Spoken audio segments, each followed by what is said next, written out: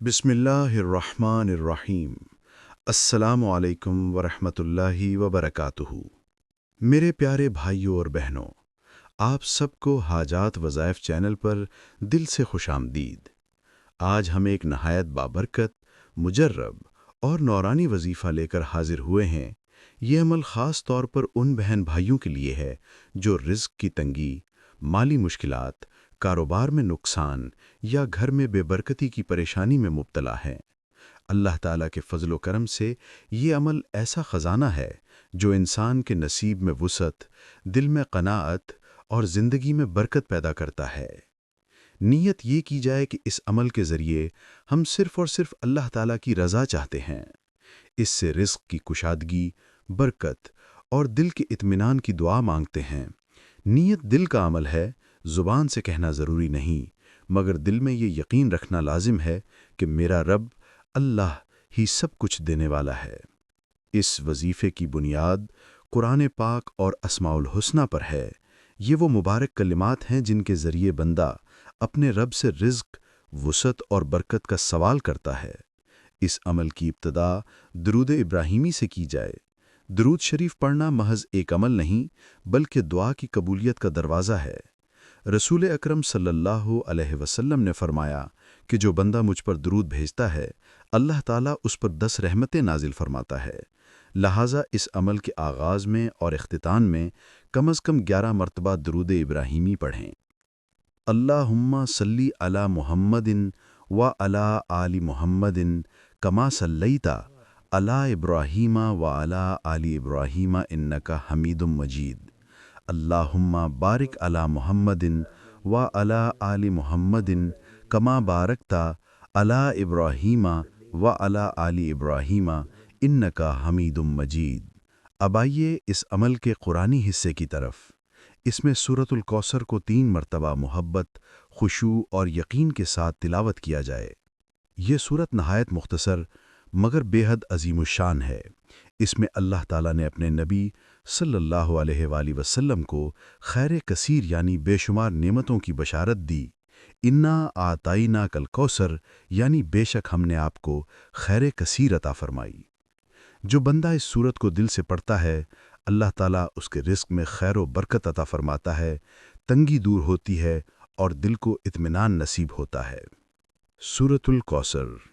بسم اللہ الرحمن الرحیم۔ انا آتیناک کل کوثر فصلی لربک وانحر ان شانئک هو الابتر۔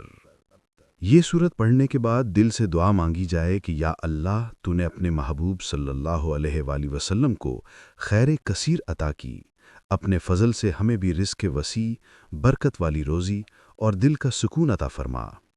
اس کے بعد اسماء حسنہ کا ورد کیا جائے۔ یہ اسماء اللہ تعالیٰ کے صفاتی نام ہیں جو دل کی گہرائی سے پڑھے جائیں تو دل میں یقین پیدا ہوتا ہے اور اللہ تعالیٰ اپنے بندے پر خاص کرم فرماتا ہے۔ یا رزاقو، یا مغنیو، یا واسعو، یہ تینوں اسماء ایک ایک کر کے 33 مرتبہ پڑھیں۔ ان ناموں میں رزق، وسعت اور غنا کی برکات چھپی ہیں۔ یا رزاقو پڑھنے سے اللہ تعالیٰ اپنے خزانوں کے دروازے کھول دیتا ہے، یا مغنیو بندے کو بے نیازی عطا کرتا ہے، اور یا واسعو دل و زندگی دونوں میں وسعت پیدا کرتا ہے۔ ہر اسم کو پڑھتے وقت یہ تصور دل میں رکھیں کہ میرا رب مجھے دیکھ رہا ہے، میری فریاد سن رہا ہے اور وہی میری ضرورتوں کو پورا کرنے والا ہے۔ اب آئیے اس قرآنی دعا کی طرف جو حضرت موسیٰ علیہ السلام نے اس وقت مانگی جب وہ مدین کے کنویں پر پہنچے۔ نہ مال تھا، نہ گھر، نہ سہارا، مگر دل میں یقین تھا کہ میرا رب مجھے تنہا نہیں چھوڑے گا۔ انہوں نے عرض کیا، ربی انی لما انزلتا الیہ من خیر فقیر، یعنی اے میرے رب، میں اس خیر کا محتاج ہوں جو تو میری طرف نازل فرمائے۔ یہ دعا ایسی ہے جو دل کے دروازے کھول دیتی ہے۔ جب بندہ عاجزی سے اللہ کے سامنے یہ کہتا ہے کہ یا رب، میں ہر خیر کا محتاج ہوں جو تو عطا کرے، تو اللہ تعالیٰ اس پر اپنی رحمتوں کے دروازے کھول دیتا ہے۔ اس دعا کو 11 مرتبہ محبت اور یقین کے ساتھ دہرائیں۔ ہر مرتبہ پڑھنے کے بعد چند لمحے خاموش رہیں، دل میں اپنی حاجت بیان کریں، رزق کے لیے ہو، قرض سے نجات کے لیے یا گھر کی خوشحالی کے لیے، سب کچھ اللہ کے سامنے رکھ دیں۔ یہ وظیفہ جمعرات کے دن نماز فجر کے بعد کیا جائے۔ اس وقت فضا میں سکون، دل میں تازگی اور روح میں قرب الہی کا احساس ہوتا ہے۔ وضو کی حالت میں قبلہ رخ بیٹھ کر مکمل یقین کے ساتھ یہ عمل کریں۔ عمل کے بعد اگر ممکن ہو تو تھوڑا صدقہ ضرور کریں، چاہے ایک روٹی ہو یا کچھ سالن، یا کسی محتاج کو سلاد یا پھل دینا ہو۔ نیت صرف اللہ کی رضا کی ہو۔ عمل مکمل کرنے کے بعد آخر میں دونوں ہاتھ اٹھا کر دعا کریں، اے اللہ، میرے رزق میں برکت، وسعت اور حلال نعمتوں کی کثرت عطا فرما۔ میرے دل کو قناعت دے اور مجھے دوسروں کے لیے ذریعہ خیر بنا۔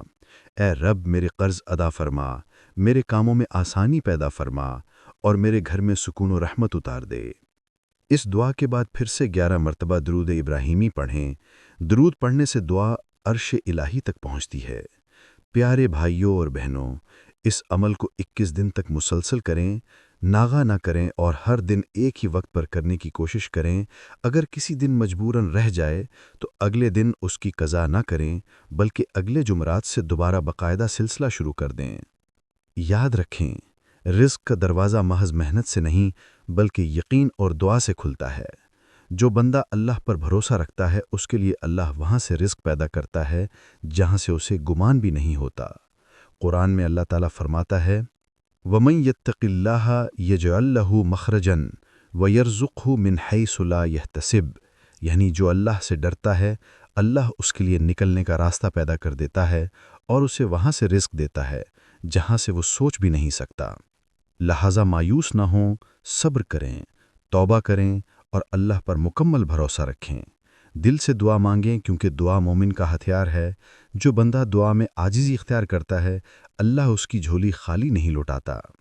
ہر رات سونے سے پہلے چند لمحے نکال کر یہ نیت کریں کہ یا اللہ، میں کل بھی تیرا نام لوں گا، تیرا شکر ادا کروں گا اور تیرے در سے ہی مانگوں گا۔ اپنی زندگی کو اللہ کی یاد سے بھر دیں، دیکھیں کس طرح آپ کی تنگ دستی ختم ہوگی، رزق کے دروازے کھلیں گے اور دل میں سکون اترے گا۔ یہ بات ہمیشہ یاد رکھیں کہ رزق صرف مال و دولت کا نام نہیں، کبھی اللہ دل میں قناعت ڈال دیتا ہے اور وہی سب سے بڑی دولت ہے۔ جو دل سے شاکر ہے وہ کبھی غریب نہیں رہتا۔ لہٰذا اس عمل کو صرف دنیاوی حاجت کے لیے نہیں بلکہ روحانی سکون اور اللہ سے تعلق مضبوط کرنے کے لیے کریں۔ اپنی زبان کو ذکر سے، اپنے دل کو شکر سے اور اپنے ہاتھ کو صدقہ سے آباد رکھیں۔ اللہ تعالیٰ آپ سب کے رزق میں بے پناہ وسعت، برکت، آسانی اور حلال نعمتیں عطا فرمائے۔ جو بے روزگار ہیں ان کے لیے اچھے روزگار کے دروازے کھول دے، جو قرض میں مبتلا ہیں انہیں سکون اور راحت دے، جو تنگ دستی اور پریشانی میں ہیں ان کے لیے فراخی اور آسانی پیدا فرمائے۔ اللہ ہم سب کا حامی و ناصر ہو۔ السلام علیکم ورحمۃ اللہ وبرکاتہ۔